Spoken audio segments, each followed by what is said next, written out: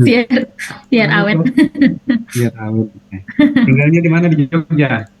Enggak, Prof, di Brebes, Prof.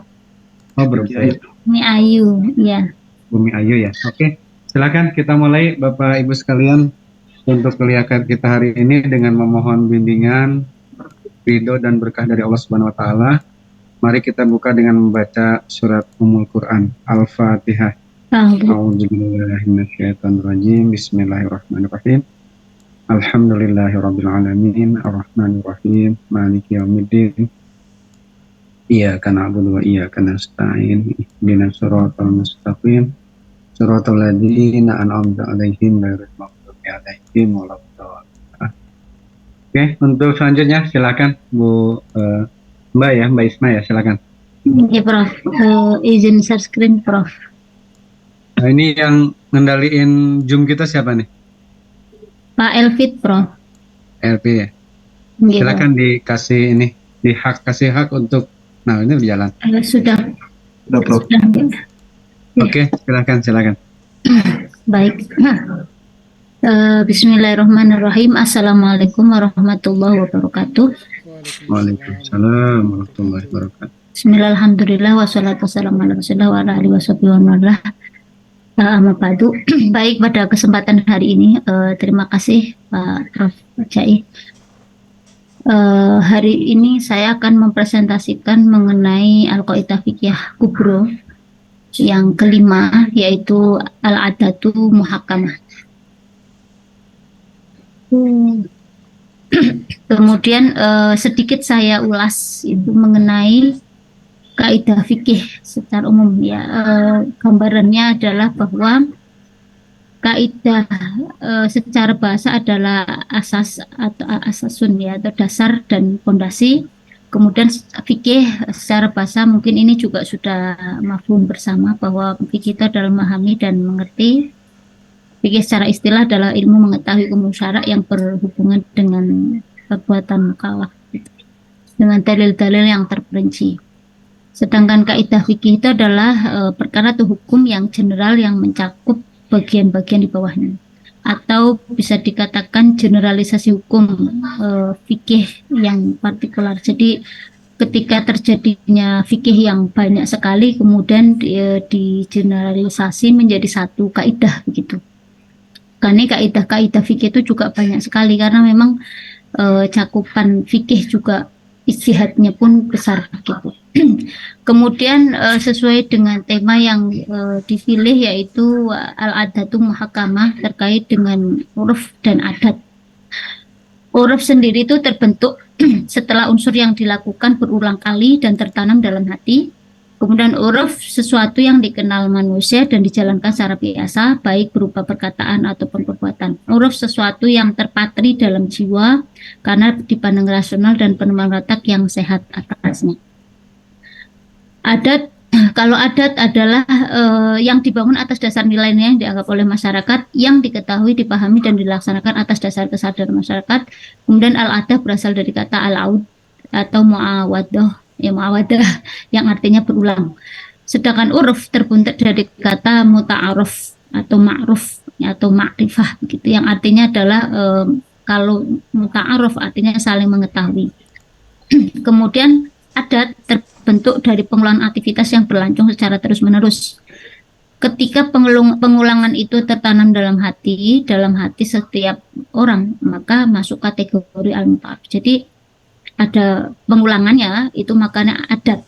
Apa yang memang menjadi kebiasaan adat seseorang ataupun kelompok, itulah adat. Kemudian kalau sudah kemudian menjadi hal yang ma'ruf, yang dipahami ada kebaikan, dan itu memang sudah terus-menerus dilakukan, maka adalah uruf begitu. Adat dan uruf juga berbeda dari sisi pelaku. Adat dilakukan oleh jamaah dan juga individu, karena memang adat bisa dikatakan mungkin lebih dulu begitu ya. Maka kalau orang Arab biasa mengatakan adat saya, atau biasa atau mungkin bisa dipahamkan karakter gitu atau budaya atau nilai yang terkandung. Sedangkan uruf itu yang memang sudah berlaku dan itu kemudian dilakukan oleh kelompok jamaah ataupun ya kelompok lah. Karena memang sudah dirasakan nilai-nilai dipraktikkan nilai-nilainya yang dikenal dengan baik gitu. Kemudian kalau kaidah, jadi kaidah kan mungkin seperti yang sudah dipahami bersama, kaidah kubro itu ada 5, al umur bimaqasitiha, kemudian al yakin la yuzaru bisak, darur yuzal, al masyaqqat tajibu taysir, dan al adah muhakamah. Nah, adah muhakamah itu kalau kita tadi sampaikan, adat itu adalah sesuatu yang dibiasakan oleh manusia yang dijalaninya dari tiap perbuatan yang telah populer di antara mereka, artinya masyarakat, dan juga lafadz yang dikenal dengan sebuah arti khusus yang tidak dicakup bahasa serta hanya memungkinkan makna ketika didengarkan. Intinya adalah bahwa adat itu poinnya adalah dilakukan oleh banyak orang ataupun individu, tetapi kemudian itu sudah berulang kali dan terus menerus. Nanti kita akan lihat ketentuan yang muhakamah, adat yang kemudian bisa dimuhakamahkan gitu. Sedangkan muhakamah itu adalah dijadikan rujukan hukum, maksudnya ketika adanya sengketa, tanazuk begitu, atau ada pembaharuan. Nah, maka uruf itu bisa dilihat kemudian dijadikan rujukan dalam penetapan hukum tersebut. Maka ada muhakamah adalah adat yang ditetapkan syarak yang kemudian artinya tidak bertentangan dengan syarak begitu ya. Karena nanti kita akan ada pembagian bahwa adat itu juga ada yang fasid ya atau tidak sahih gitu. Yang kita ambil yang muhakamah itu adalah yang memang sudah diakui atau ditetapkan syarak yang kemudian diamalkan secara syarak juga gitu. Dan kemudian diberlakukan sebagai hukum. Itu mudahnya mungkin seperti itu, adat muhakamah. Nah, kemudian dalilnya, ini sebenarnya kalau Al-Quran itu juga banyak sekali, tetapi mempersingkat saja, saya ambil 2 dari Quran, surat Al-A'raf, Khudhil afwa wa'mur bil urfi wa'arid anil jahilin. Kemudian surat Al-Baqarah ayat 228, walahu namithul ladzi alaihin nabil ma'ruf. Kemudian selanjutnya ada hadis mar'al muslimuna hasanan fahuwa indallahi hasanun. Al-mikyal ala mikyali al-Madinah wal waznu ala wazni ahli Makkah. Khudhi ma fika wa walatik bil ma'ruf. Kemudian ketentuan adat yang muhakamah yang artinya bisa dijadikan rujukan ya dalam penetapan hukum. Pertama jelas ya tidak bertentangan dengan syarak.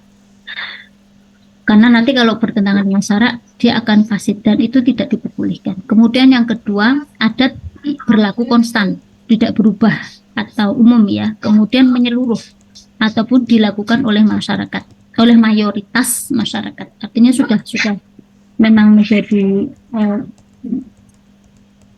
mohon izin nyeram sekali di belakang. Sebentar Prof, mohon izin Prof, saya itu kan.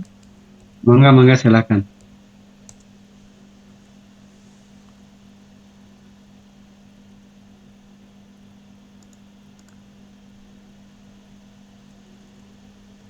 Baik, mohon maaf. Kemudian yang kedua, ketentuannya adalah bahwa adat berlaku konstan, tidak berubah. Artinya memang sudah dijalankan oleh masyarakat dan dalam masa waktu yang lama, gitu ya. Yang lamanya itu kapan? Itu juga secara pasti tidak bisa ditentukan karena juga ulama mengatakan ditentukan oleh wilayah dan nilai atau norma masing-masing. Masing-masing masyarakat tersebut begitu. Kemudian yang ketiga, ada terbentuk bersamaan dengan masa penggunaannya. Artinya ketika dilakukan oleh masyarakat, ya itulah kemudian terbentuklah adat tersebut. Kemudian yang keempat, tidak terdapat ucapan atau pekerjaan yang bertentangan dengan nilai-nilai substansial adat tersebut. Artinya misalnya ketika seseorang mengatakan kita tidak makan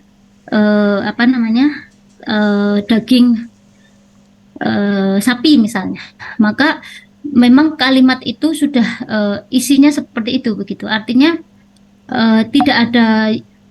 itu sudah adat masyarakat memang sudah mengenal seperti itu gitu ya. Tidak ada kemudian kebalikan daripada yang sudah masyhur atau yang sudah diadatkan.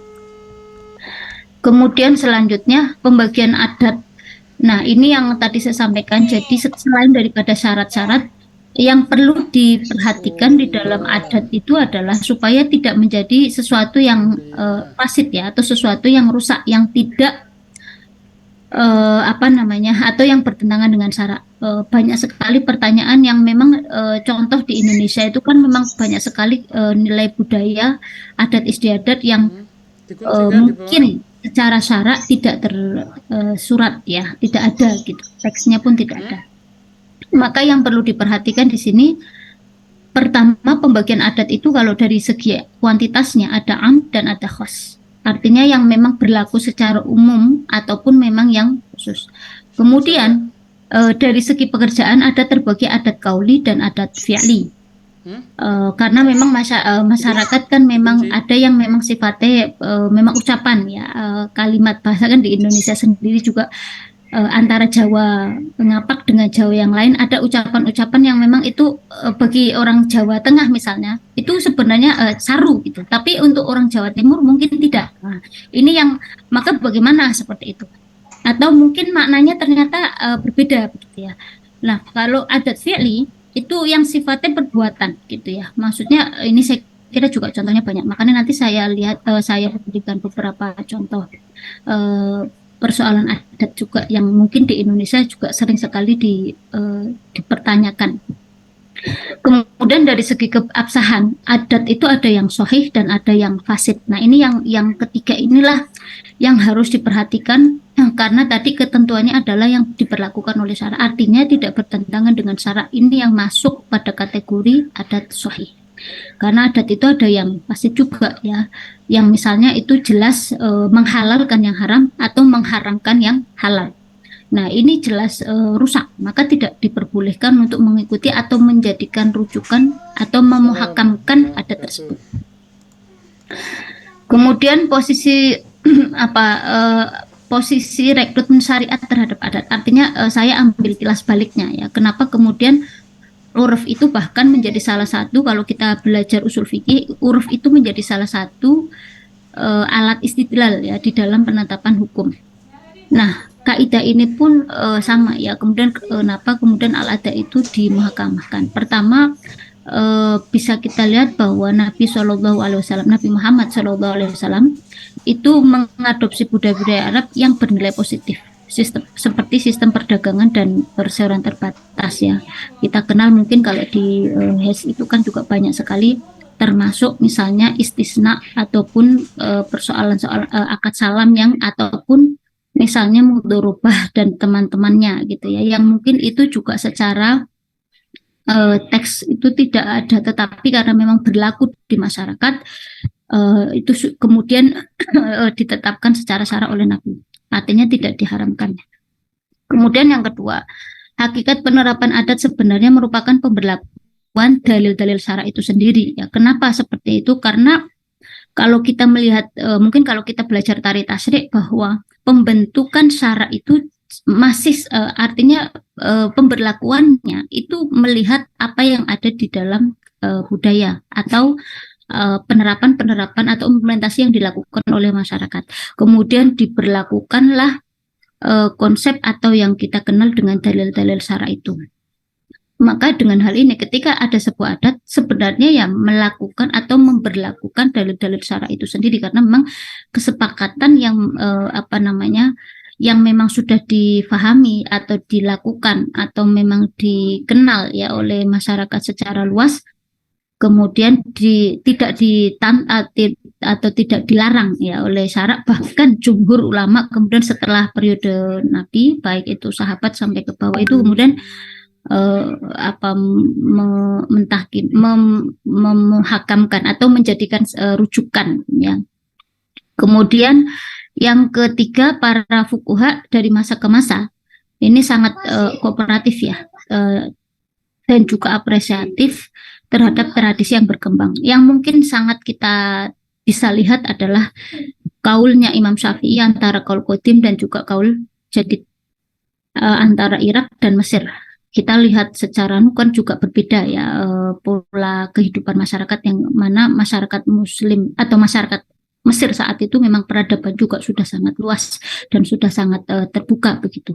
Maka kemudian banyak hal-hal yang memang tidak ditemukan oleh Imam Syafi'i di Irak kemudian diijtihadi kembali oleh Imam Syafi'i ketika berada di Mesir.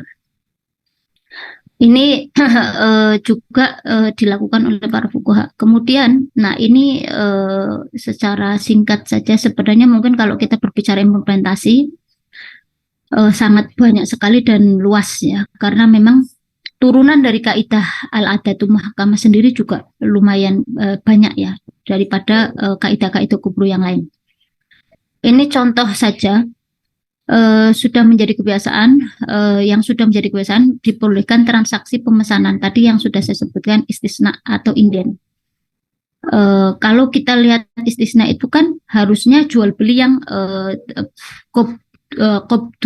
koplu koptin gitu ya, sebelum tidak diperbolehkan kan harusnya, karena kan barangnya tidak ada, semuanya tidak ada, tidak nampak, harusnya kan tidak diperbolehkan. Tetapi kok istisna itu diperbolehkan, pesan dulu mau DP dulu, kalau salam tidak perlu DP dulu kemudian langsung pesan begitu kan, itu kok diperbolehkan.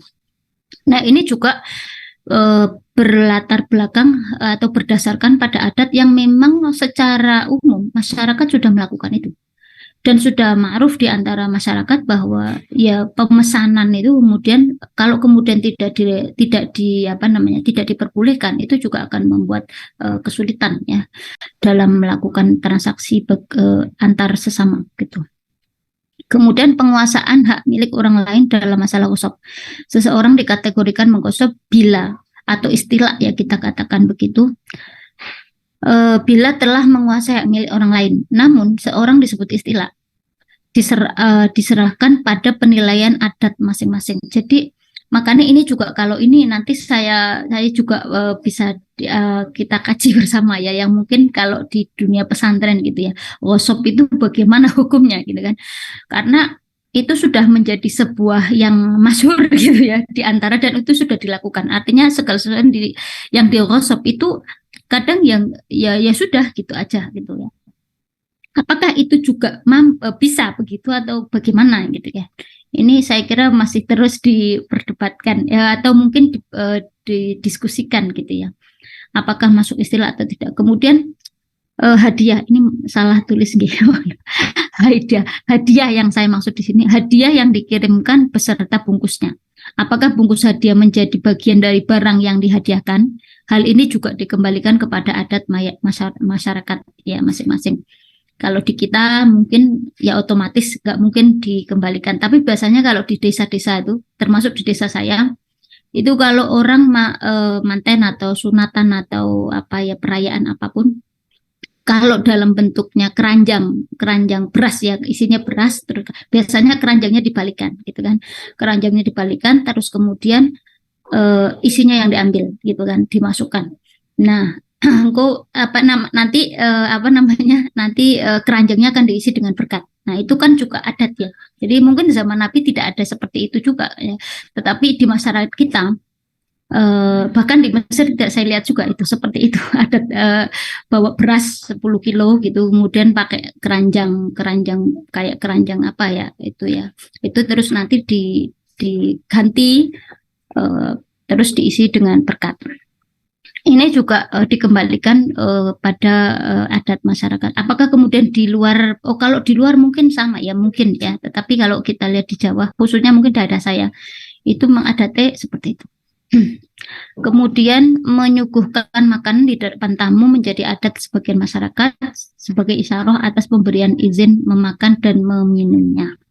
Ini juga mungkin di kita sudah kadang tapi kalau orang Jawa khususnya Jawa Tengah mungkin ya, di daerah saya itu kalau tidak tidak ada kalimat itu tidak ada yang membuka ya. Tetapi pada wilayah lain itu kadang otomatis ya sudah tidak perlu langsung diminum saja begitu ya. Ya itu saya kira juga salah satu contoh adat yang kemudian bisa bagaimana kemakruhannya atau kebolehannya itu dilihat dari segi adat atau nilai yang berlaku. Nah ini turunan saya ambil 6 saja yang saya kira sebenarnya kalau kita lihat itu juga bisa sampai 10 ya ini. Itu turunan kaidah al-adatul muhkamah itu istimalun nas hujjatun yajibul amal ya, bahwa yang sudah digunakan oleh manusia itu juga hujjah ya, dijadikan hujjah maka wajib mengamalkannya. Inama tabarul adatu ida itorat au ghalabat ya, tadi ketentuannya ya. Kemudian al-ibratu lil ghalib la asyai la lin nadir. al-ma'ruf urfan kal masyhud syartan at-ta'yin bil urfi katain binasi al-idn al urfi kal urfi bil lafzi. Nah, ini ada persoalan tadi yang mungkin bisa dijadikan bahan kajian. Kalau di ini saya contohkan di tempat saya gitu ya.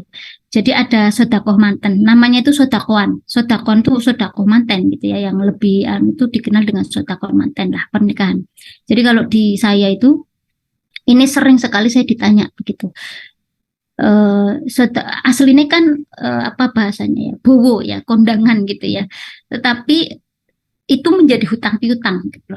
Jadi misalnya saya menikahkan anak saya, terus tetangga saya memberikan sodakoan 10 kilo beras, saya harus nyatet. Ibu Siti misalnya begitu 10 kilo, Ibu Maryam 10 kilo itu harus catat. Karena nanti kalau mereka juga mantu atau apa menikahkan anaknya, saya harus juga mengembalikan 10 kilo. Nah, ini menjadi pertanyaan, maka bagaimana itu sebenarnya secara dalam analisa adat dan urf. Nah, gosop ini juga saya kira udah persoalan yang lama, tapi sering juga saya mengalami apa ya pertanyaan sebenarnya bagaimana apakah wali santri yang di tempat saya gitu ya itu banyak tanya karena anaknya apa bajunya hilang digosok temannya karena apakah itu di apa namanya di jemuran ataukah itu di kamar ataukah itu kadang apa dicantolin di kamar gitu tiba-tiba nggak ada gitu ya atau sandal yang di masjid gitu ya ini juga mungkin bapak-bapak sering kadang di masjid hilang gitu kan gosok seperti itu tuh apakah itu yang disebut istilah yang kemudian kepemilikannya itu harus dipertanggungjawabkan. Nah, ini dua hal yang menurut saya sampai hari ini sering sekali dipertanyakan ya kepada saya. Kira-kira itu yang bisa saya sampaikan. Kurang lebihnya mohon maaf yang sebesar-besarnya. Selanjutnya saya berikan waktu pada teman-teman dan juga khususnya Prof. Jai untuk memberikan masukan kepada saya juga atas pengertian dan pemahaman barangkali juga ada pasti ada yang kurang ya karena ini juga sudah lama sekali tapi dua hal ini memang sering diitukan gitu. Terima kasih sekali lagi mohon maaf yang sebesar-besarnya. Assalamualaikum warahmatullahi wabarakatuh. Waalaikumsalam warahmatullahi wabarakatuh. Untuk selanjutnya saya silakan teman-teman untuk mengkritisi apa yang sudah disampaikan oleh Mbak Ismatul Maula ya. Silakan. Izin Mbak Isma. Baik Pak. Terima kasih untuk kesempatannya Prof dan juga Mbak Isma. Saya mungkin lebih ke contoh mungkin Mbak. Tadi ada poin disampaikan kalau adat itu tidak bisa dijadikan pegangan pada saat dia bertentangan gitu ya. Kalau tidak salah saya dengan syariat. Entah nomor 1 atau nomor berapa tadi. Kalau di masa Rasul atau kira-kira apa contoh adat ataupun urfnya orang Arab yang sama Rasul itu ditolak gitu loh. Kayak sama Rasul ini walaupun kearifan lokalnya orang Arab gitu ya, tapi sama Rasul dibilang enggak, ini bertentangan dengan syariat, maka enggak bisa kita berlakukan gitu. Nah, kemudian kalau di Indonesia, apa contoh kearifan lokal di budaya kita atau uruf kita yang itu ternyata bertentangan dengan syariat gitu. Kalau tadi kan contoh yang sudah disebutkan itu apa namanya yang sejalan ya dengan prinsip syariat, misalkan tadi istisna atau yang semisal gitu. Nah, saya minta contoh apa bentuk kearifan lokal ataupun budaya ataupun adat yang itu di masyarakat sudah biasa tapi kemudian ditolak oleh Rasul di zaman beliau atau yang mungkin di Indonesia yang kedua itu yang di Indonesia apa contoh budaya kita atau kearifan lokal kita yang itu ternyata kalau dikaji-kaji bertentangan. Seperti itu Mbak Isma, terima kasih. Oke, terima kasih Pak. Kita tampung aja dulu ya Mbak Isma ya. Iya, Supaya Pak. nanti jawabnya sekalian. Oke, teman yang lain silakan. Terima kasih Pak Rifai. Yuk, mangga silakan.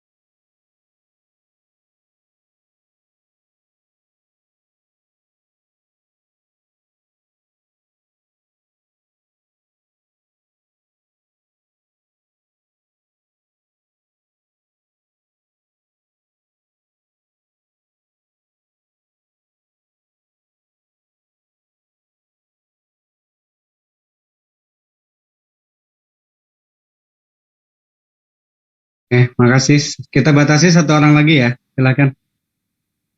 Kalau masih ada. Kalau tidak ada, silakan Mbak Ismatul ya dikomentari. Baik, Prof. Terima kasih Pak Abu Rifai. Jadi tadi yang saya tangkap pertanyaannya adalah apa contoh lah ya terkait dengan adat-adat budaya Arab yang kemudian dilarang oleh Nabi.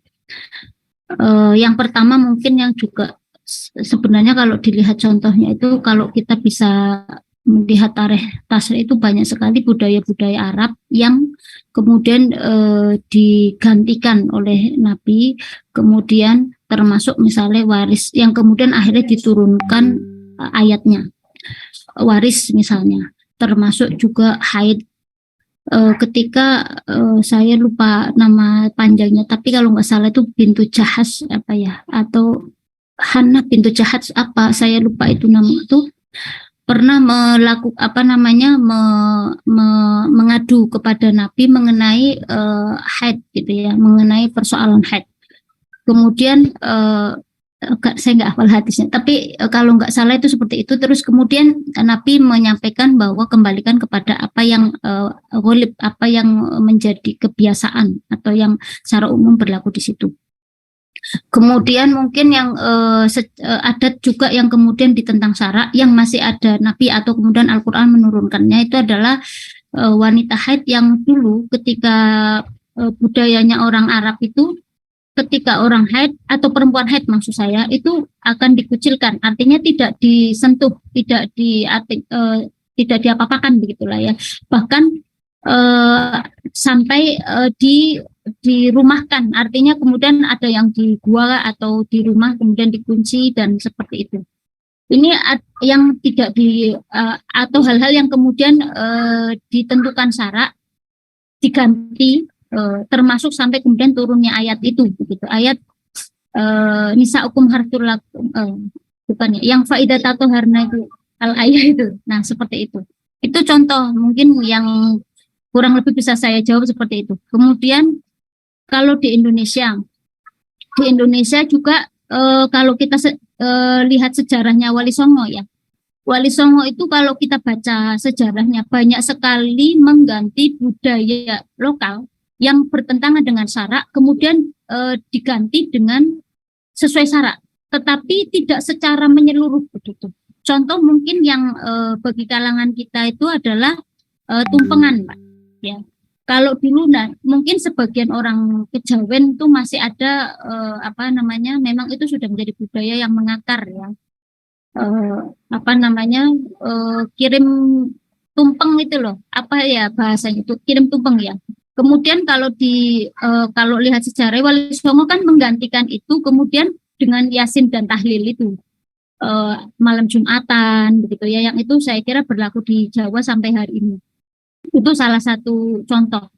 Kemudian kalau nggak salah itu yang di Kudus itu ya, apa itu, nggak makan kerbau atau nggak makan sapi gitu ya.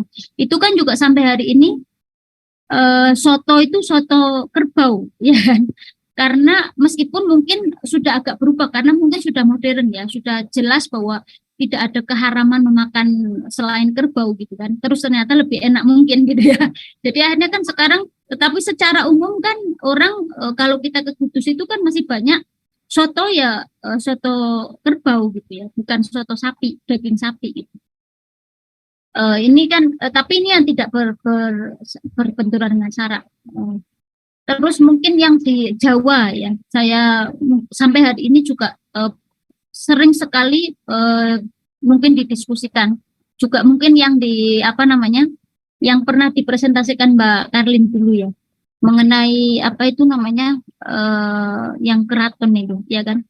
Kalau di daerah saya di Cilacap, Banyumas, bahkan di wilayah atas dulu itu ya, saya masih ingat itu kalau mau makan apa namanya, mau makan besar itu nanti dikasih satu mangkok itu untuk leluhur gitu ya, untuk leluhur gitu ya, karena sambil diumik-umik apa ya saya tidak tahu. Bahkan itu kak nenek saya itu masih begitu kadang ya.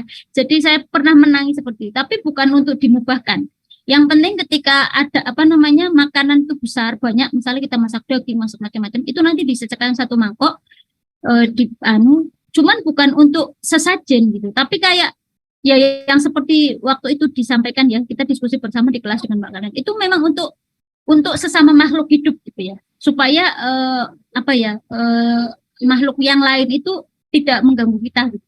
Seperti itu saja. Jadi kayak masih seperti itu. Kalau mungkin sekarang sudah tidak ada, tapi nggak tahu kalau di daerah selatan mungkin masih ada. Di daerah saya sekarang sudah tidak ada. Nah, ini salah satu contoh yang dilakukan, tetapi kemudian diganti gitu ya, bukan untuk sesajen hal-hal yang gaib begitu, tetapi memang menghormati sesama manusia, sesama makhluk Tuhan gitu ya.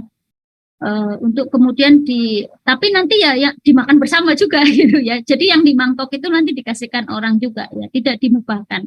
Tetapi kayak untuk menghormati ini ditaruh di pinggir, nggak boleh dimakan. Terus nanti kita makan yang banyak, yang banyak-banyak. Nah ini juga salah satu contoh yang mungkin sekarang budaya itu juga mungkin akan berganti karena perubahan budaya itu juga nanti akan juga memperbarui apa namanya hukum Islam yang baru. Nah ini juga tadi yang saya ingin terima kasih Pak Sapuan tambahannya, tetapi yang mungkin ada sisi apa tadi subjektivitas ya.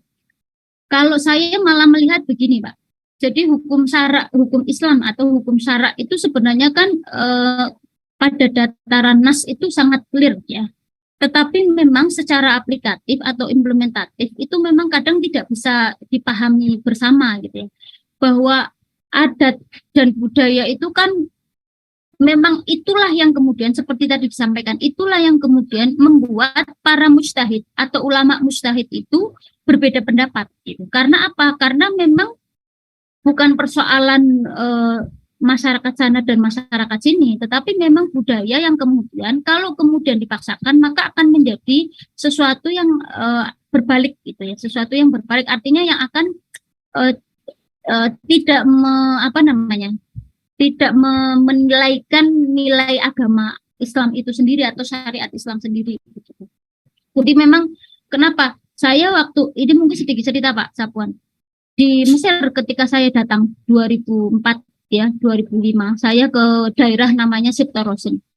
Di situ itu diberlakukan perempuan itu tidak mendapatkan waris gitu ya.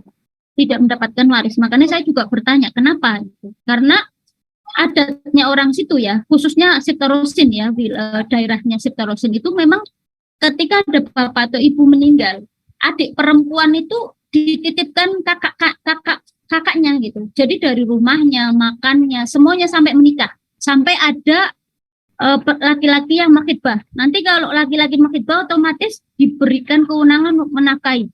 Separuh, ada presentasinya gitu. Cuman saya nggak apal. Ini seperti itu. Makanya di situ itu tidak mendapatkan, jadi sama sekali tidak tahu. Yang mengelola itu adalah kakak laki-lakinya. Nah, ini kalau diberlakukan di Indonesia, wah bisa perang dunia mungkin ya. Maksudnya Pak akan sangat mempersoalan. Nah, ini kan juga perlu dikaji secara mendalam bagaimana hakikat adat yang kemudian itu secara syarak bisa diterima oleh Muslim atau mungkin bisa dengan pendekatan hukum Islami seperti apa yang sampai pada istinbat atau sampai pada penggalian hukum begitu Pak. Kalau saya lihat tadi Pak Sapuan tidak bertanya ya Pak, menambahkan ya. Ya terima kasih. Mungkin ada beberapa hal yang memang masih kurang tidak bisa saya ini di sini mohon maaf Prof, hujan besar sekali. Jadi suara juga agak mungkin. Seperti itu Pak Sapuan. Terima kasih. Begitu Prof yang bisa saya jawab. Monggo yang lainnya barangkali dan juga Prof bisa menambahkan kekurangan saya. Terima kasih. Baik, makasih Mbak Isma. Mungkin ada teman-teman yang lain yang mau memberikan tanggapan baik meneguhkan maupun mengurangkan gitu ya. Membantah misalnya. Monggo silakan.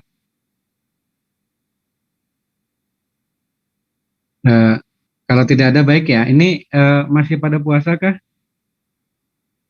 Masih Prof. Masih ya, alhamdulillah. Ada yang di Papua ini? Peserta ada yang Papua nggak? Masya Allah. Jadi emang ini kuliah jam 4 nih di UI ini agak unik juga ya. Kadang-kadang ngajar baru mulai di bagian timurnya udah ada, di bagian baratnya yang di Aceh belum ngapa-ngapain gitu ya. Ini luar biasa. Baik, terima kasih ya Mbak Isma ya yang sudah menyampaikan papernya pada kesempatan ini. Tentu ini adalah paper pertama ya bagi kita dalam kuliah semester sekarang terkait dengan materi legal maksim atau mungkin yang lebih pas bagi kita itu al-qawaid al-fiqhiyah ya. Kalau di legal maksim kan tuh serasa orang barat gitu. Tapi ya udahlah kita ikuti aja ya karena ini kan judulnya dari universitas dari pasca seperti itu. Baik, yang pertama kalau bicara huruf ya, artinya kalau saya melihat huruf itu semacam menjadi kata kunci untuk memahami dan mengamalkan syariah gitu ya. Karena apalagi saya terus terang lebih banyak berkonsentrasi di fikih muamalat maliyah karena saya memang sehari-hari menekuni fikih muamalat maliyah dalam posisi keterlibatan di Komisi Fatwa dan di DSN ya. Jadi saya melihat secara akademik uruf atau adat itu sangat dominan dalam hal muamalat maliyah. Tentu dalam hal ibadat kita batasi ya, artinya karena kan kaidah kita kalau al aslu fil asya atau fil muamalat itu al ibahah ya. Tapi kan kalau al aslu fil ibadah itu kan at-tahrim, ada juga yang bilang at-tauqif wal itiba gitu ya. Jadi kita berhenti dulu dan mencari contoh sedekat mungkin dengan dengan contoh dari Rasulullah SAW. Meskipun cara pandang keagamaan tadi kalau istilah Pak Sapuan ya bisa jadi subjektif dalam tanda kutip ya. Karena dalam ibadah saja sebetulnya mungkin dugaan saya itu kalau kita lihat tarikh itu ada subjektifnya. Apalagi ini kan bulan puasa nih. Coba kalau kita lihat dalam sejarah misalnya sejak kapan di Madinah itu sholat tarawih 23 rakaat gitu. Ya. Misalnya gitu ya. Coba dicek gitu. Karena ternyata kan berubah-ubah juga ya. Pada zaman khilafah siapa dirubah menjadi awalnya 11 gitu ya. Karena katanya kalau menurut hadis riwayat Imam Bukhari dalam bab tentang Qiyam Ramadan ya. Itu katanya 11 tidak pernah diriwayatkan oleh Aisyah, tidak pernah ditambah tidak lebih dari itu gitu ya. Kemudian dinaikkan menjadi berapa? Menjadi 21 ya. Nah, terus dinaikkan lagi kalau di Mekah 21, di Madinah 23 ya. Di Madinah itu katanya 36. Zaman siapa? Karena katanya kalau orang Mekah itu habis sholat taraweh 4 rakaat kemudian tawaf dulu, setiap 4 rakaat tawaf gitu. Nah, sehingga orang Madinah merasa supaya pahalanya sederajat dia tambah 4 rakaat sebagai ganti dari tawafnya karena di Madinah kan nggak ada tempat tawaf ya. Nah kira-kira gitu, coba nanti dicek lebih lanjut lah ya. Jadi tentang taraweh saja, ibadah saja kelihatannya itu ada ya sampai sekarang kan kita bisa lihat ya taraweh kita kan berbeda-beda ya, meskipun yang penting kan pada saat milihnya tidak menggunakan didasarkan hawa nafsu gitu ya, artinya pengen 11 karena pengen lebih cepat gitu, karena kan prakteknya yang 23 lebih cepat ketimbang yang 11 juga ya. Jadi jamaah kadang-kadang serba salah juga tuh nyari mana yang lebih cepat, seperti saya kan kadang-kadang cari yang praktis deh ketika safar, cari yang supaya sampai di rumah sudah taraweh gitu kan ya. Jadi kira-kira kondisinya berbeda-beda lah taraweh kita, meskipun di Indonesia ini taraweh yang umum itu kan antara berapa? Antara 11 dan 23 ya. Gak ada yang sampai 36 kan ya. Ada nggak di daerah tertentu yang sampai 36 gitu ya, yang supaya sama dengan ulama Madinah pada fase tertentu gitu ya? Karena ternyata berkuasanya Umayyah itu katanya bisa menentukan jumlah sholat tarawih. Kemudian ketika Fatimiyah menguasai kota suci Mekah ya, karena waktu itu juga Mekah juga dikuasai oleh Fatimiyah karena berkuasa di Mesir, katanya juga mengubah juga sholat tarawih gitu ya. Jadi cobalah dilihat ya lebih utuh, kira-kira dalam ibadah saja kita sudah sedemikian rupa berbeda, apalagi kita bicara tentang hisab dan ru'yat ya. Kan sekarang terasa nih ya, ada kemungkinan lebaran kita kan beda ya, karena puasanya bareng. Jadi salahnya puasanya bareng, bisa jadi lebarannya beda. Dan ini teman-teman udah siap-siap juga berdiskusi, dan saya kira kalau sepanjang itu produktif ya, kemudian akademik, harusnya perbedaan pendapat itu hal yang lumrah saja ya, karena kan kita lihat dalam bagaimana pada zaman lampau ketika terbentuk madrasatul ra'yi dengan madrasatul hadis, lahirlah Imam Malik yang kemudian lahir juga Imam Abu Hanifah dari dua madrasah yang berbeda, lahir Imam Syafi'i yang merepresentasikan dari dua madrasah itu, kemudian lahir juga Ahmad bin Hambal dan seterusnya ya.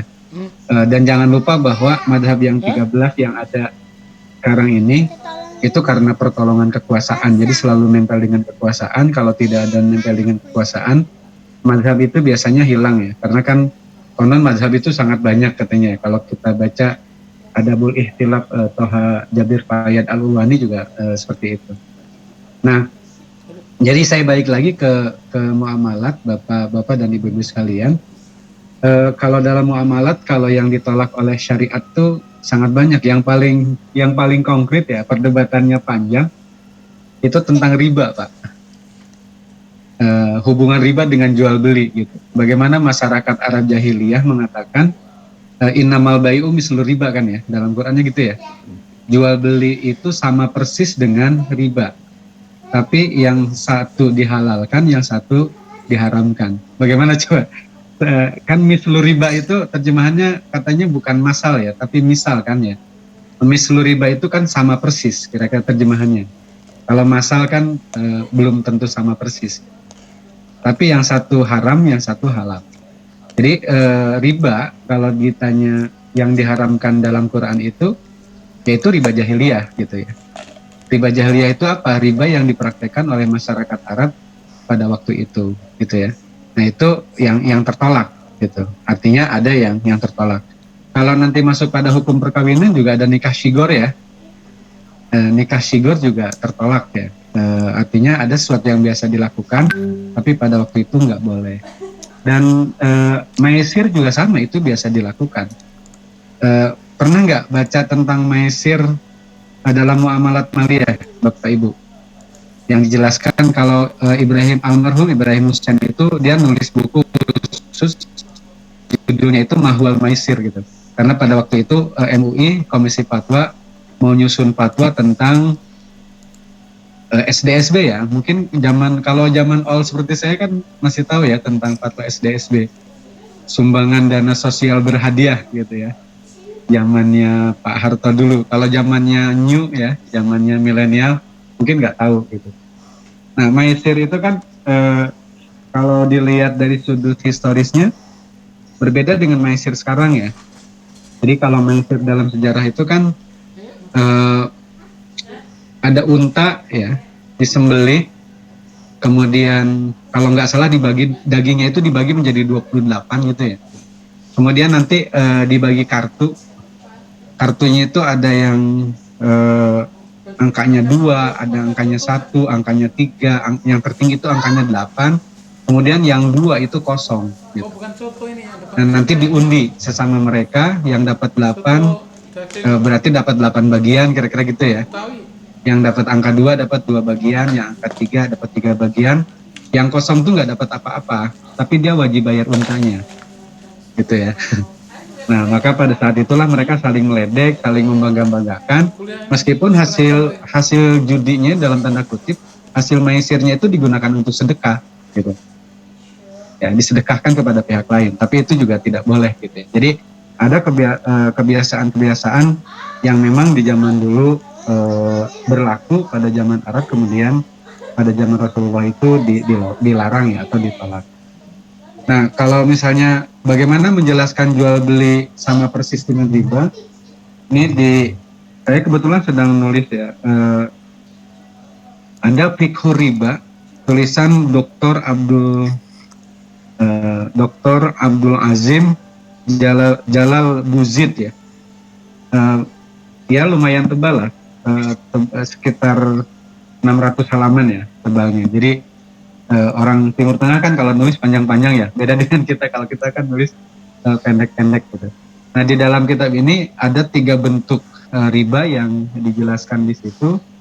Salah satunya adalah riba dalam jual beli. Tapi karena ribanya bukan dalam jual beli, tapi dalam jual beli bayarannya secara tidak tunai atau tangguh, bai'ul mu'ajjal, maka kemudian dia menyebutnya riba duyun, bukan riba buyu gitu ya. Maka secara teori kemudian lahir riba khofi dan riba jali gitu ya. Riba khofi itu artinya riba duyun, riba jali itu adalah riba jual beli, karena yang tampak kan jual belinya, sementara duyunnya kan tidak tampak gitu. Nah, itu ya kira-kira. Yang kedua, saya tidak tahu ya, yang masih berlaku itu, coba bapak-bapak buka ya di literatur tentang pengertian harta misalnya. Harta itu kriterianya kan ada 5 atau 6 ya. Kriteria utamanya apa kalau harta itu? Ada yang bisa yang pernah baca nggak? Kriteria harta. Oke, kalau nggak ada saya bacakan aja ya. Jadi kriteria harta itu kan kalau di dalam kitab kuning jelasnya itu al-malu huwa ma yamilu al-insanu ilaihi bitob'i. Yang secara harfiah berarti sesuatu yang disukai oleh manusia secara alami, secara alamiah, bitob'i. Nah, sekarang kalau sesuatu yang kita sukai gitu, kata suka, kata gandrung ya, kata mail gitu, kata kecenderungan, itu kira-kira ada nggak pengaruh adatnya gitu? Kan bisa jadi di tempat tertentu benda tertentu disukai ya, tapi di tempat lain benda tertentu tidak disukai gitu. Nah, meskipun dalam Quran dikatakan manusia itu seperti sepakat, dia suka kepada zahab, fiddah, dan khayal musawamah ya kan ya. Manusia itu suka kepada emas, perak, dan kendaraan, kira-kira begitu. Itu sepakat lah gitu. Tapi kan yang lain-lainnya bisa jadi ikhtilaf. Sekedar contoh saja, misalnya makanan, bapak-bapak, saya sering mencontohkan makanan. Kalau bapak tinggalnya di Jawa Barat seperti saya, di Bogor atau di Bandung, karena saya kebetulan tinggal di 2 tempat ya, nomaden, meskipun nomadennya terbatas ya, di Jakarta, Bogor, Bandung, Jakarta, Bogor, Bandung gitu kira-kira, karena pekerjaannya memang seperti itu. Kalau di Bogor itu Bapak Ibu akan ketemu namanya tutut ya. Tutut itu kan keong kecil. Ya kan ya? Ada nggak orang Jawa Barat? Ada kan? Pasti di Ciawi itu ada pelang tuh tutut, atau kalau di Cipadung di depan kampus UIN itu juga ada.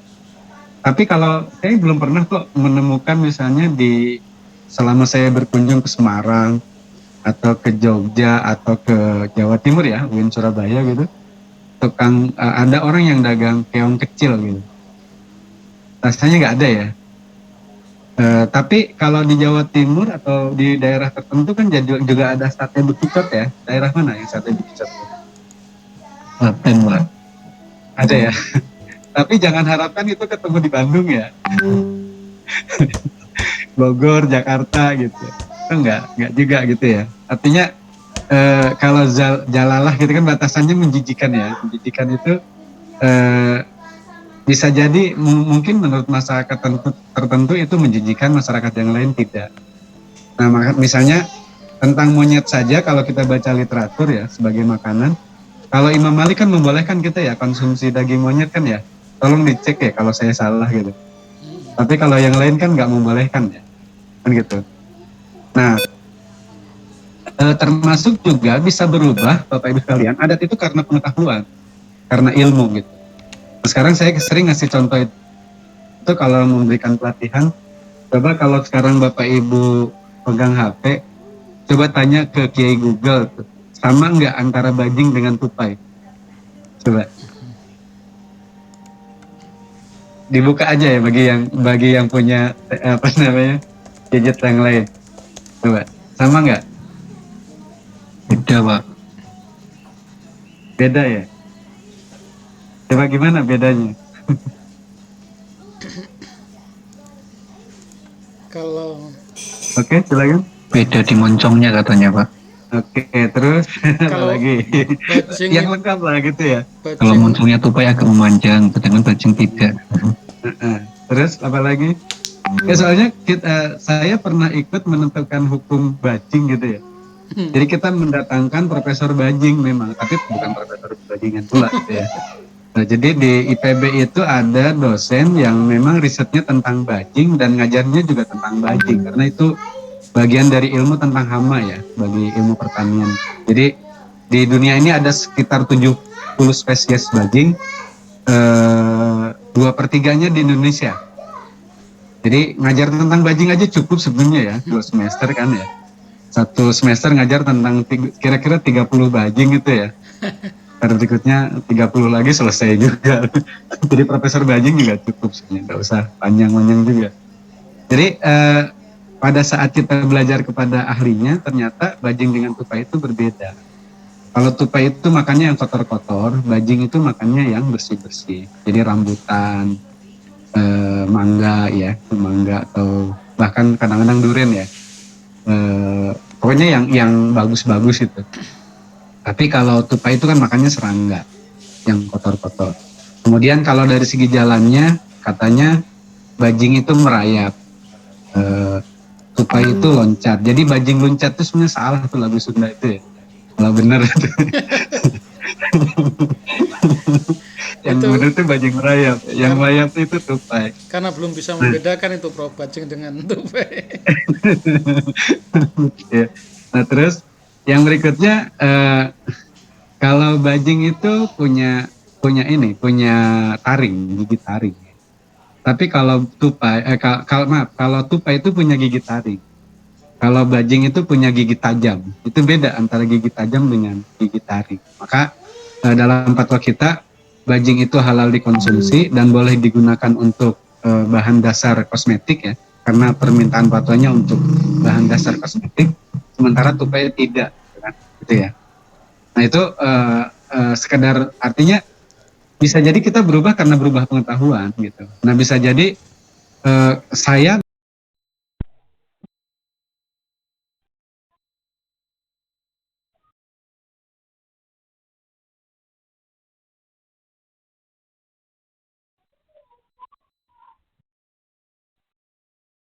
bisa jadi juga pernah punya pengalaman misalnya kepiting gitu ya.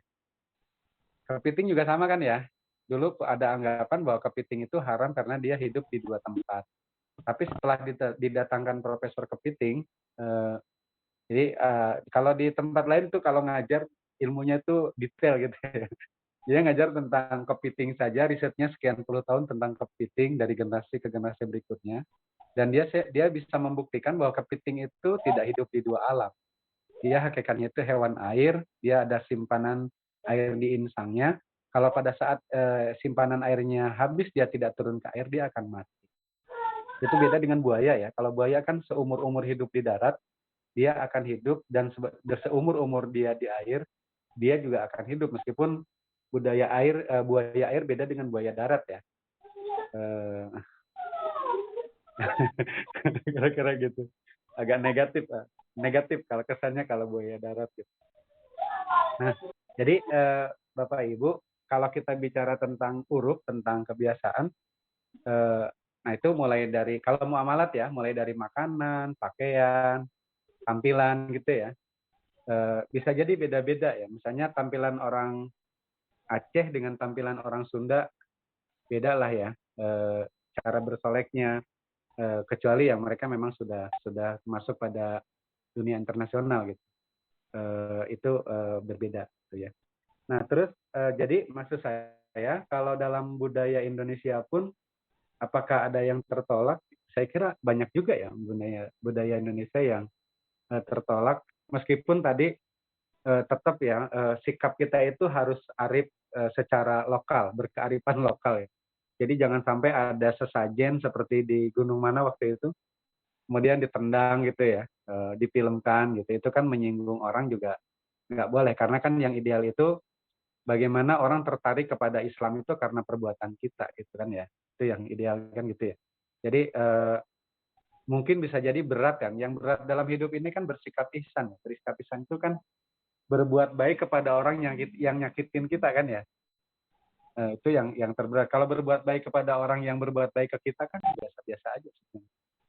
Atau berbuat baik kepada orang yang tidak pernah menyakiti kita juga biasa-biasa aja. Tapi yang terberat itu bagaimana orang itu selalu menyakiti kita, tapi kita tetap berbuat baik kepada dia. Nah, kan ada contohnya ya dari Rasulullah pada saat siapa Rasul karena sakit tidak lewat, kemudian nanya kan, bentar, ada telepon dulu ya.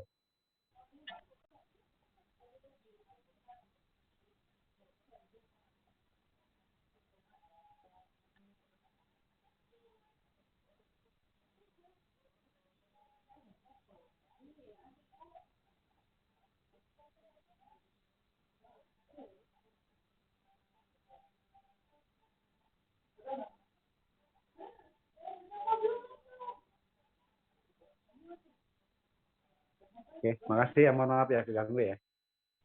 Jadi saya kira mungkin tiap-tiap daerah itu bisa jadi beda-beda ya kebiasaan. Saya nggak tahu ya kalau kebiasaan buruk dulu di tetangga kampung saya itu kan, kalau di kampung saya kebetulan tidak jelas juga ya sebenarnya apakah NU atau Muhammadiyah gitu dari segi aliran keberagamaan. Tapi di antara kebiasaan orang Betawi itu kalau habis meninggal itu kan baca Quran 7 hari ya. Tetapi tetangga kampung saya itu kebiasaannya itu malah main gaple, main kartu gaple selama 7 hari untuk menemani keluarganya gitu. Eh, kan apa budaya seperti itu mau kita terima gitu ya. Tapi sekarang alhamdulillah seiring waktu pemahaman mereka berubah, akhirnya hilang juga gitu. Tapi ada juga di budaya daerah tertentu yang datang ke Bandung pada saat hajatan itu kebiasaannya judi di antara keluarga itu gitu. Saya pernah menyaksikan sendiri gitu ya. Nah itu apakah yang seperti itu juga mau kita terima, mungkin menjadi sangat debatable ya, meskipun secara pribadi kita bilang tidak lah gitu ya. Atau misalnya budaya seni dengan alasan budaya ya. Kalau di Jawa Barat itu misalnya ada tari jaipong ya. Jaipong itu kan ada apa? Ada 3G ya, geol, gitek, apalagi satu lagi saya lupa tuh. Nah itu kan sangat disukai juga ya oleh masyarakat. Termasuk saya juga secara pribadi suka juga, karena waktu kecil juga ikut juga ya ngibing silat, ikut jaipongan gitu karena kampung kebiasaan. Cuma setelah jadi santri aja menjadi malu gitu ya, nggak lagi gitu ya, nggak ikut lagi gitu. Jadi sebetulnya menurut saya kebiasaan-kebiasaan yang hidup itu tidak semuanya mungkin sesuai syariah gitu ya. Ada juga yang kita perbaiki, meskipun cara memperbaikinya tidak mesti frontal gitu ya. Sebab nanti kalau ada bapak-bapak, ibu-ibu sudah menjadi tokoh di masyarakat, misalnya jaipongan, itu akan dipanggil tuh, dikasih solempang sinden gitu ya, supaya kita maju dan seterusnya. Dan itu ada hukumnya tersendiri. Gitu. Kalau nggak ngasih duit juga jadi masalah kan gitu ya. Itu kan kalau ke PNS seperti saya kan gajinya kecil ya. Ngasih duit kita kurang, nggak ngasih diomongin orang kan gitu ya. Jadi serba salah juga sebenarnya. Gitu. Nah makanya kalau ada jaipongan di kampung saya segera minggir, buru-buru pulang kalau pandangan tuh. Karena khawatir juga duitnya nggak cukup. Gitu.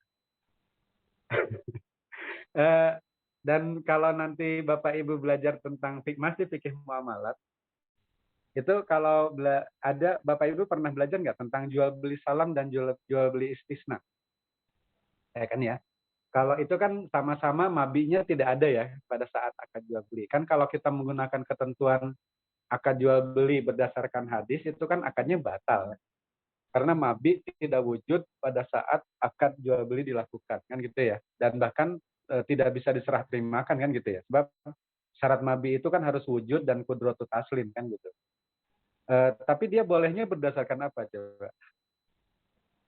Nah, kalau dalam literatur yang saya baca itu yang bilang bolehnya itu al-istihsan bil urfi, ya. Jadi karena kebiasaan, karena adat gitu.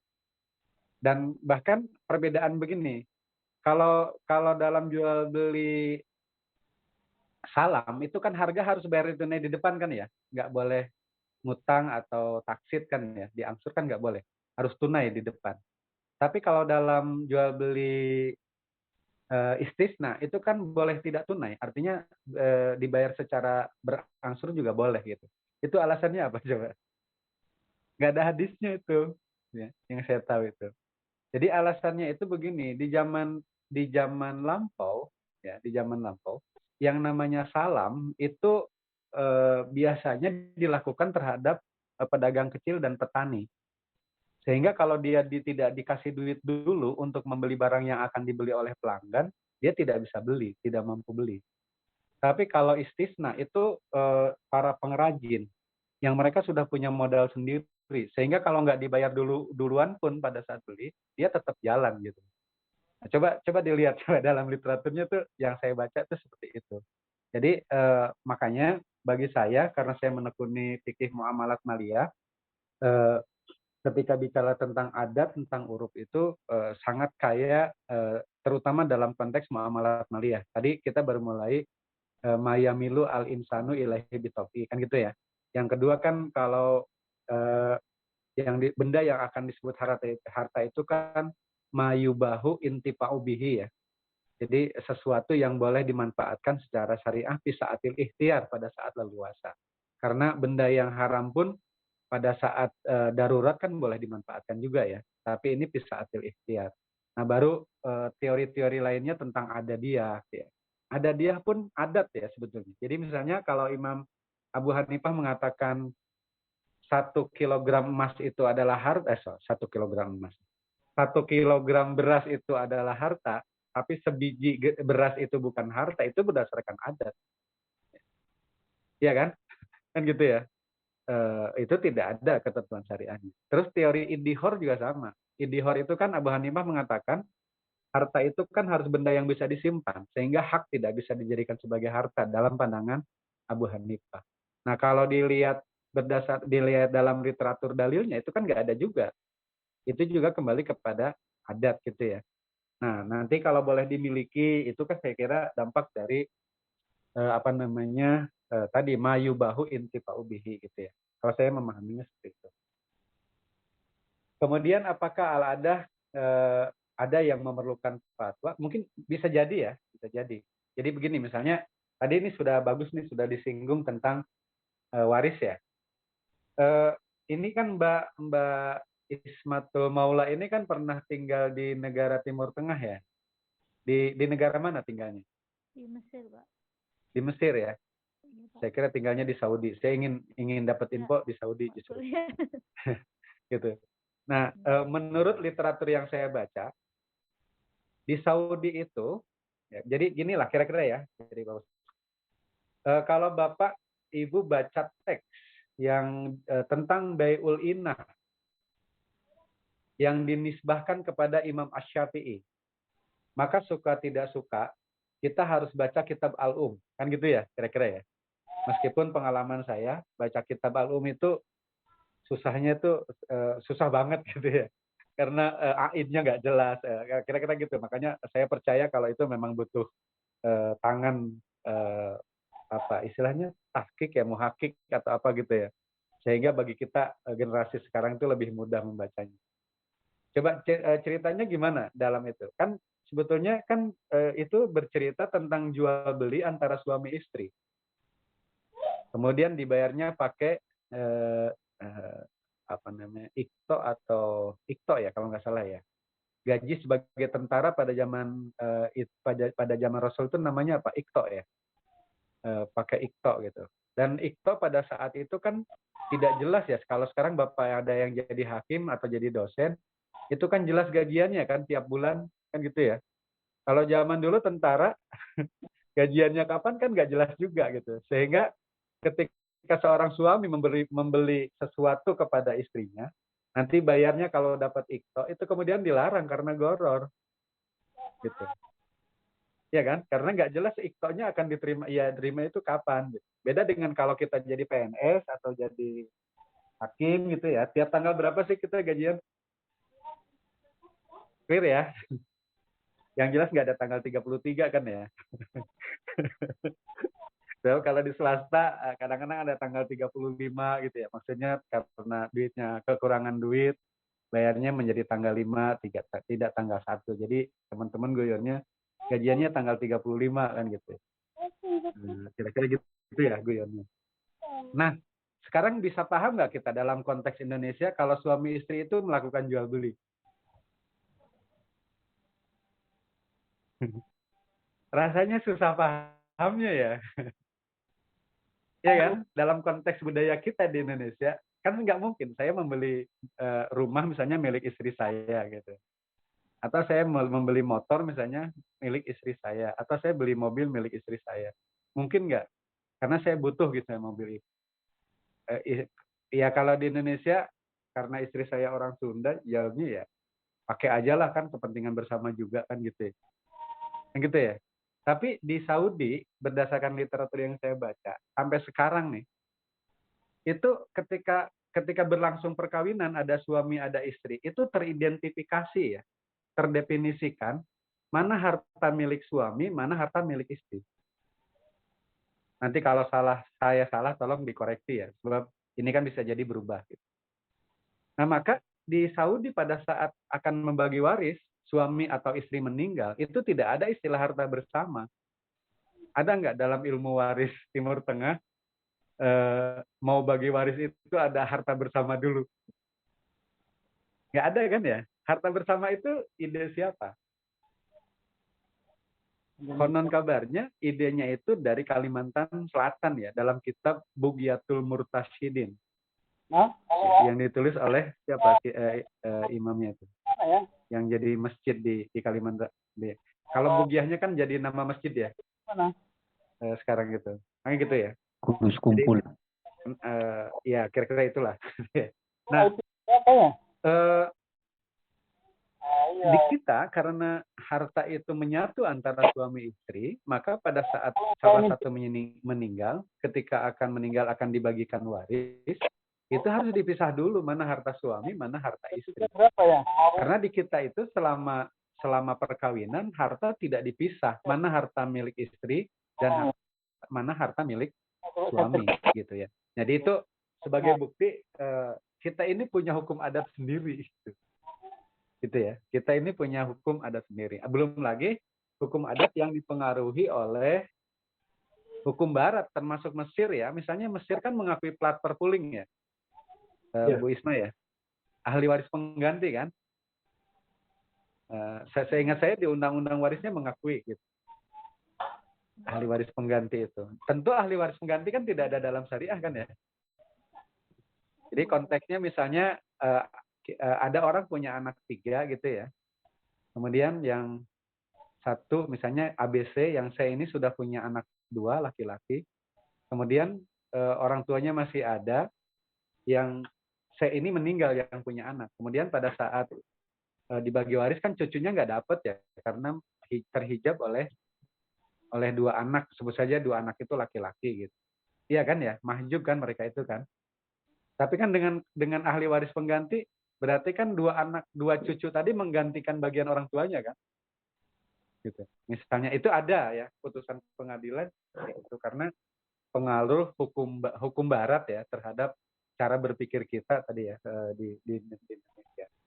Nah, jadi sekali lagi bisa jadi memang ada al-adah itu yang memerlukan peneguhan ya, karena kebiasaan baik itu memang harus dikuatkan. Sebagaimana kebiasaan buruk itu harus kita kurangi dan bahkan bisa dihilangkan gitu ya.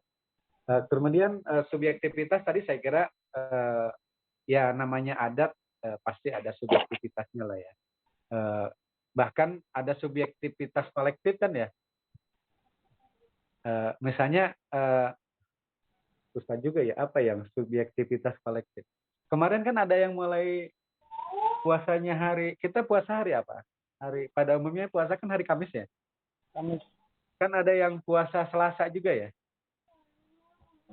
Di Padang ada puasa Selasa, di Makassar ada yang puasanya itu Rabu. Kita pada umumnya Kamis. Dan kalau sudah 3 hari beda begitu, pasti nanti lebarannya beda-beda. Sebab nggak mungkin juga mereka puasa 33 hari kan. Gitu. Kan ada yang satu menggunakan ombak laut gitu ya, cara masuk bulannya. Yang satu menggunakan hitungannya sendiri, tidak pakai hisab, tidak pakai ru'yat. Yang pakai hisab dan ru'yat pun cara pandangnya berbeda. Ada yang bilang hisab itu adalah pendukung terhadap ru'yat, ada yang bilang hisab itu lebih pasti ketimbang ru'yat. Gitu. Kan gitu ya. Jadi sebetulnya kita itu susah. Jadi yang eksak saja tidak bisa sepakat, apalagi yang abstrak gitu. Ya kan kalau tahun Masehi kan gampang ya Bapak Ibu. Mereka sadar bahwa sebetulnya dalam 1 tahun itu tidak persis 365 hari kan. Makanya dalam setiap 4 tahun itu ada tanggal 29 ya, bulan Februari kan. Yang kalau orang lahir pada tanggal 29 Februari itu, dia ulang tahunnya itu ulang tahun keempat. Nggak bisa tiap tahun dia ulang tahun kan. Gitu ya. Karena sadar bahwa tiap tahun itu ada selisih setengah hari, seperempat hari.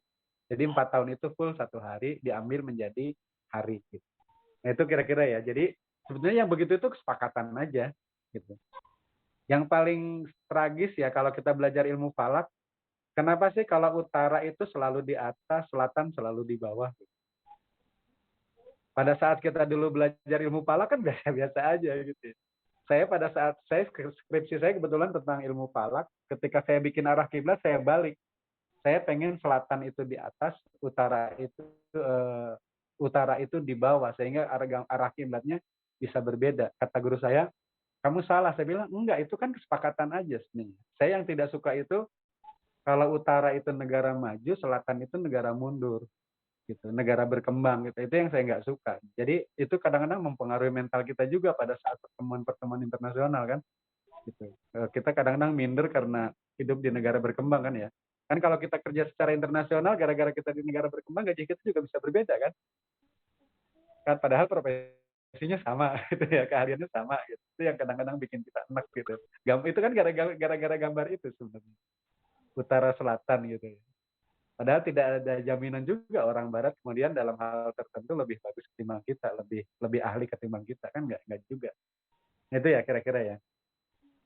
Nah terus saya kira adat yang sesuai dengan ya kalau misalnya kalau ada orang Padang nggak di sini ya, ada kaidah adat bersendi sara, adat bersendi syara bersandi kitabullah, itu sebetulnya jalan keluar ya, kompromi karena pertentangan antara kaum agamawan dengan kaum adat ya. Itu titik temunya seperti itu. Di dalamnya ya ada apa istilahnya? Ada melahirkan keberuntungan di satu sisi, kadang-kadang juga melahirkan ketidakberuntungan. Kalau suaminya orang Bandung, istrinya orang Padang, anaknya enak lah ya dapat sana sini. Tapi kalau istrinya orang Bandung, suaminya orang Padang, kasihan juga dia nggak dapat sana sini kan gitu ya.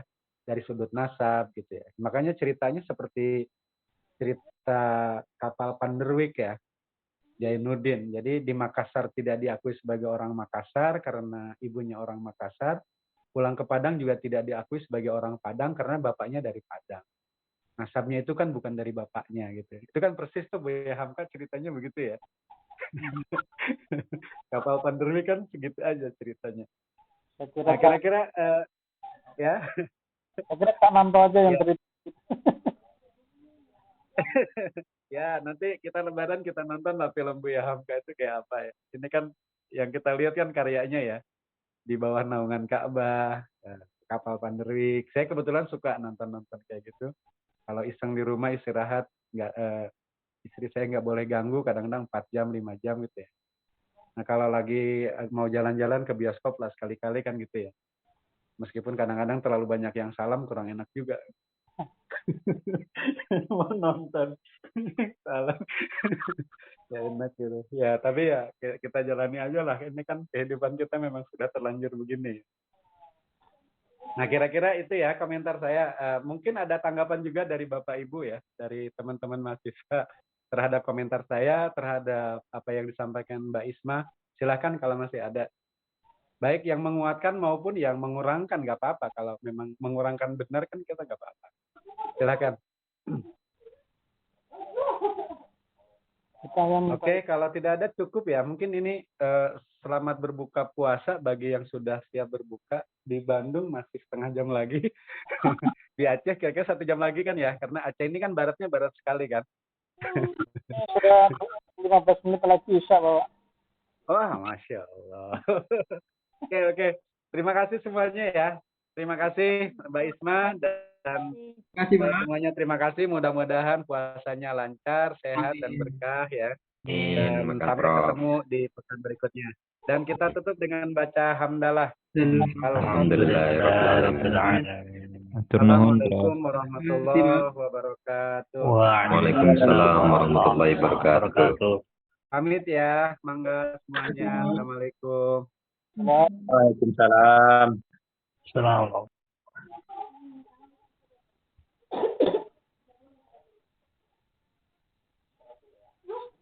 Selesai nak?